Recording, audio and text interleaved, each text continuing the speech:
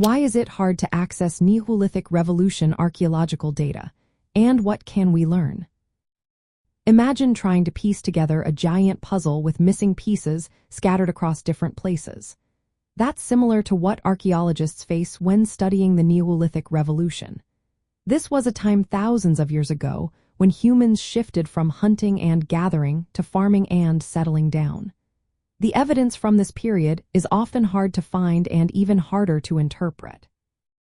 One big reason is that the remains from the Neolithic era are usually incomplete or disturbed.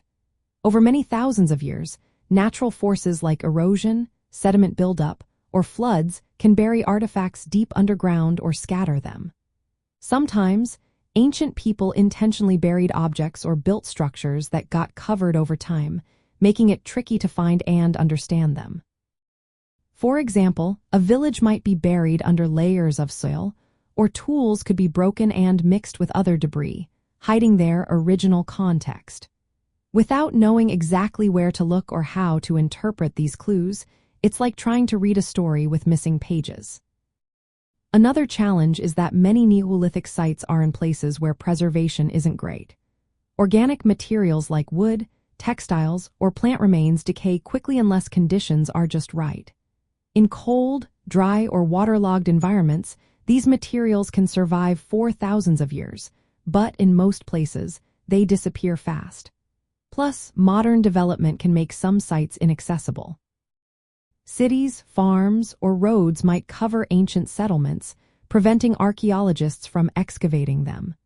Political issues or environmental dangers can also block access to certain areas, limiting what we can study.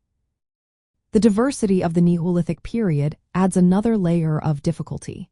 It didn't happen all at once or in the same way everywhere.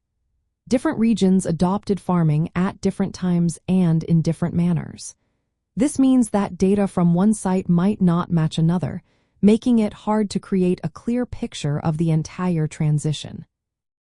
Also, early humans had complex social behaviors like ritual burials or deliberate placement of objects, which are tough to interpret without full context.